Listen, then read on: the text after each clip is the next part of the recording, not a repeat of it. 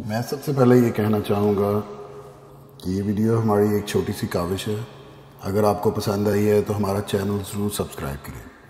ہم فیس بک اور ٹویٹر پر بھی ہیں، ان کے لنکس ڈسکرپشن میں ہیں۔ اچھی بات کسی کو بتانا صدقہ جاریہ ہوتا ہے۔ آپ بھی اس ویڈیو کو شیئر کریں، ہو سکتا ہے آپ کے توسط سے کسی مجبور بہن بھائی کا بھلا ہو جائے اور تا قیامت آپ کو اس کا اجر ملتا رہے۔ اس لیے اس ویڈیو کو بہت شیئر کریں تاکہ جو کوئی ضرورت مند ہیں ان تک یہ پیغام پہنچ سکے۔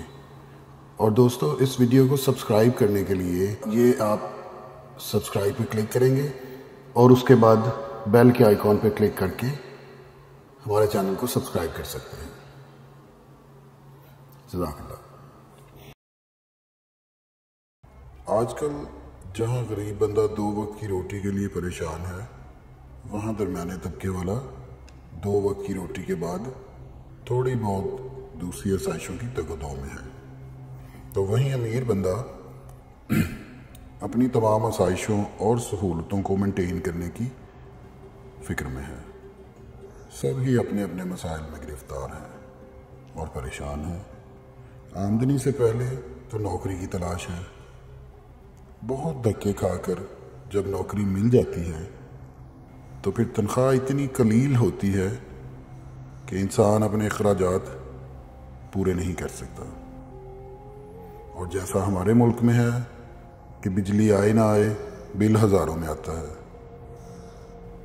بجلی نہ ہونے کی صورت میں ہمیں دوسری کئی چیزیں استعمال میں لانی پڑتی ہیں بجلی کی کمی پوری کرنے کے لیے، اور وہ ایک الگ خرچہ ہے۔ پھر گیس کا بل الگ ادا کرنا پڑتا ہے، سلنڈر الگ خریدنے پڑتے ہیں، اور کئی جگہوں پہ لکڑیاں الگ خریدنی پڑتی ہیں۔ آدھی آمدن تو ان جمیلوں کی نظر ہو جاتی ہے۔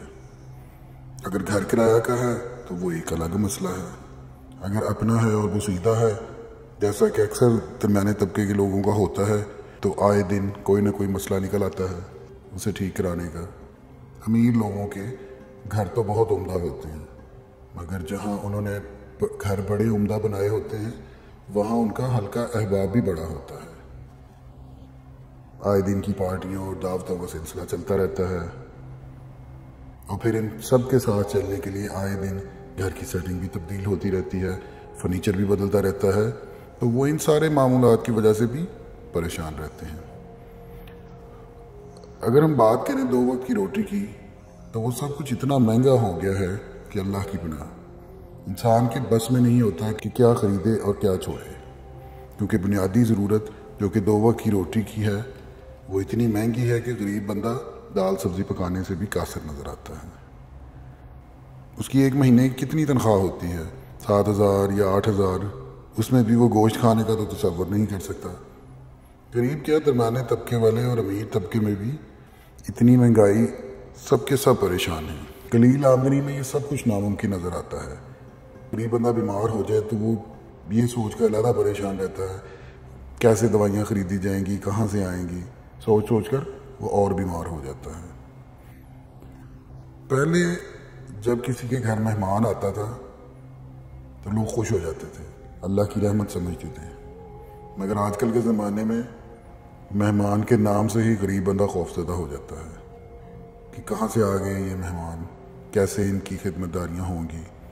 وہ ان کے آنے سے پریشان نہیں ہوتا، بلکہ ان کی اچھی طرح سے مہمانداری کیسے ہوگی اس وجہ سے پریشان ہو جاتا ہے۔ بچوں کی اسکول کی فیس، ان کی کتابوں کے خرچے، یہ ساری وہ باتیں ہیں جو انسان کو ہر وقت پریشان رکھتی ہیں۔ باہر کے ملکوں میں وہ اپنے خاص تہواروں پر سیلیں لگا دیتے ہیں جس سے ان کے ملک کے تمام لوگ یہ چیزیں آسانی سے خرید سکیں اور کوئی بھی احساس کمتری میں مبتلا نہ ہو۔ مگر ہمارے ملک میں تو رمضان جیسے مقدس مہینے کے شروع ہونے سے پہلے ہی مہنگائی آسمان تک پہنچ جاتی ہے۔ غریب بندہ روزہ رکھ کر بھی رات کے کھانے کے لیے پریشان رہتا ہے، صرف روٹی کے لیے اتنا پریشان ہوتا ہے۔ فروٹ یا دودھ وغیرہ یہ تو اس کو لگتی ہی فضول چیزیں ہیں، اسے روٹی بھی مل جائے تو اس پر بھی خوش ہو جاتا ہے۔ ان تمام مسائل کے حل کے لیے میں ایک وظیفہ لکھ کے آیا ہوں۔ وہ صرف نوکری کرنے والوں کی آمدن میں اضافے کے لیے نہیں ہے، بلکہ وہ لوگ جو مزدوری وغیرہ کرتے ہیں روزانہ کی بنیاد پر اور کئی چھوٹے موٹے کام کرتے ہیں ان کے لیے ہے کہ وہ جتنا بھی کما رہے ہیں اس میں اضافہ ہو سکے، وہ بھی اپنی زندگی کے دن پرسکون طریقے سے گزار سکے۔ کم از کم 2 وقت کی روٹی تو سکون سے کھائے، یا یہ بھی اس کا حق نہیں؟ آپ لوگ اللہ پر توکل کرتے ہوئے پورے یقین کے ساتھ اس وظیفے کو کریں، اور وہ بہنیں جو گھر پہ ہوتی ہیں نماز کے لیے وقت نکالیں اور دعا کریں، بجائے اس کے کہ ہر آنے جانے والے کے سامنے اپنے حالات کا رونا رویا جائے۔ اس سے بہتر تو اس سے ہوتا تو کچھ بھی نہیں، مگر آپ کے گھر کے حالات سارے محلے کو پتہ چل جاتے ہیں، کیونکہ جو آپ کے پاس آ کر آپ کی درد بھری کہانی سنتی ہے پھر وہ ہر گھر جا کر آپ کے حالات کے بارے میں بتاتی ہے، جو کوئی اتنی اچھی بات نہیں ہے۔ آپ اپنے مسئلے صرف اور صرف اپنے اللہ کے سامنے بیان کریں، اور وہی مدد کرنے والا اور ہر مشکل کا حل کرنے والا ہے، جو کہ انسان کو اس کی توقعات سے بڑھ کر عطا کرتا ہے۔ مانگنا صرف اس سے چاہیے جو عطا کر سکتا ہے، اور پورے یقین کے ساتھ آپ بھی اس وظیفے کو کریں، آپ کو انشاءاللہ بہت زیادہ فائدہ ہوگا۔ عورتیں جو گھر کے اندر رہتی ہیں وہ یہ وظیفہ کریں، مرد حضرات جب کام پہ ہوتے ہیں وہ یہ وظیفہ کریں، جب جیسے ان کو دن میں یہ یاد آ جائے تو وہ اس کا ورد کریں۔ ایک چھوٹا سا ورد ہے، اللہ تعالیٰ کا نام ہے، یہ ورد کرنے کے لیے بہت چھوٹا ہے، لیکن اس کی برکتیں کتابیں لکھی جا سکتی ہیں اس کے اوپر۔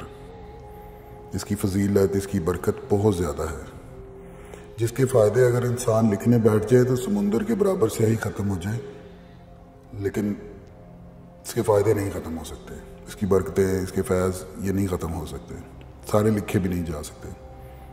اللہ کے تمام ناموں میں بہت زیادہ برکت ہے، ہر نام مختلف وظیفوں کی شکل میں ہے، مختلف ضرورتوں کے حساب سے آپ ان کو پکارتے ہیں، ان کا ورد کرتے ہیں، اللہ تعالیٰ مدد کرتا ہے۔ آمدن میں اضافے کے لیے جو اسم ہے بہت پرأثر ہے۔